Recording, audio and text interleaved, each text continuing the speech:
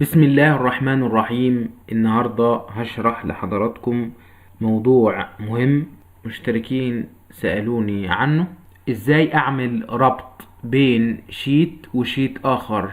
ازاي اعمل ربط بين ملف اكسل وملف اكسل تاني، بحيث انا لو عندي اكتر من شيت في كذا بيان، ازاي اقدر في شيت واحد او شيت نهائي اجمع الداتا كلها بتاعة الشيتات المختلفة.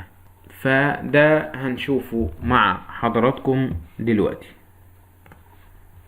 نفتح الملف بتاع الاكسل اللي عندنا.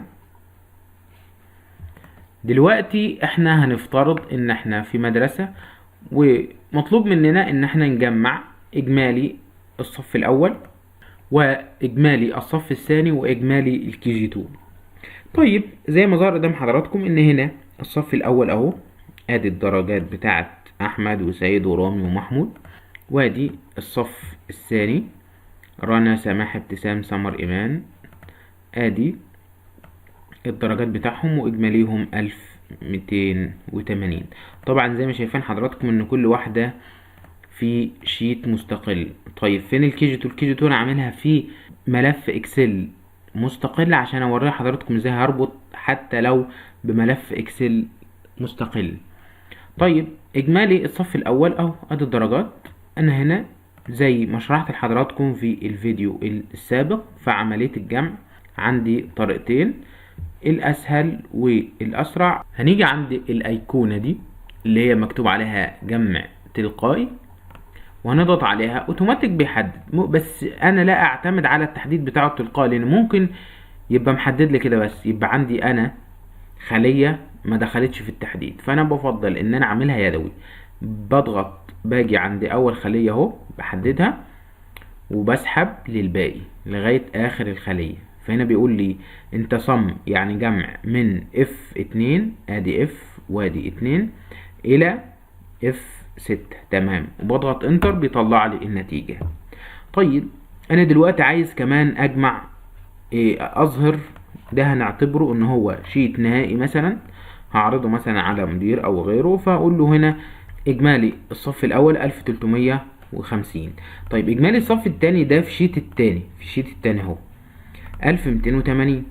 طب عشان اظهره هنا اعمل ازاي اعمل ربط؟ بكل سهولة حضرتك هتيجي هنا، هتقف عند الخلية هنا وهنضغط يساوي، وهنروح عند الشيت التاني وهروح على الاجمالي واقف عليه واقول له انتر.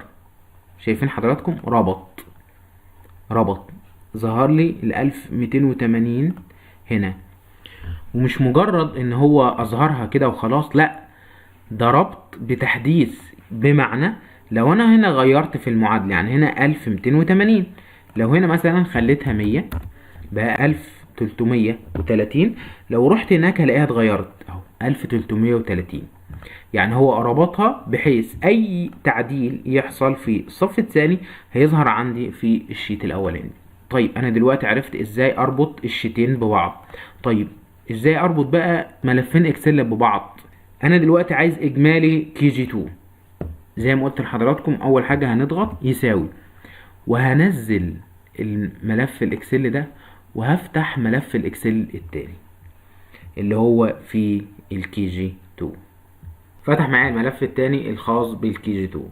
انا هناك ضاغط علامة يساوي، هاجي هنا عند الاجمالي وهقول انتر. شايفين حضراتكم ظهر معايا ربط بين الملف ده والملف التاني. يعني انا عندي اتنين في ملف واحد، شيت وشيت، وده في ملف مستقل. وزي ما قلت لحضراتكم برضو بيكون بربط بتحديث. يعني هنا لو مثلا خليتها زودت الرقم هنا الاجمالي بقى 1201، رحت هناك هلاقيها 1201. بس هنا الفكرة ان لما اعمل ربط بين كذا شيت في نفس الملف ده، التحديث بيكون فيه فوري. لكن لو التحديث مرتبط بملف اكسل تاني، لما باجي بشغل الملف اللي انا فاتحه ده، لو احنا دلوقتي قفلناه وجيت فتحته، في البداية بيطلع لي رسالة من فوق بيقول لي مكن لي تحديث المحتوى. يعني مكنني ان انا اقدر اروح اشوف الملف التاني هل في حصلت تغيرات ولا لا. ولو حضرتك ما عملتش موضوع التمكين ممكن يكون الملف الاخر اتحدث لكن مش هيجيب لك التحديث هنا. نشوفها عملي. هقفل الملف ده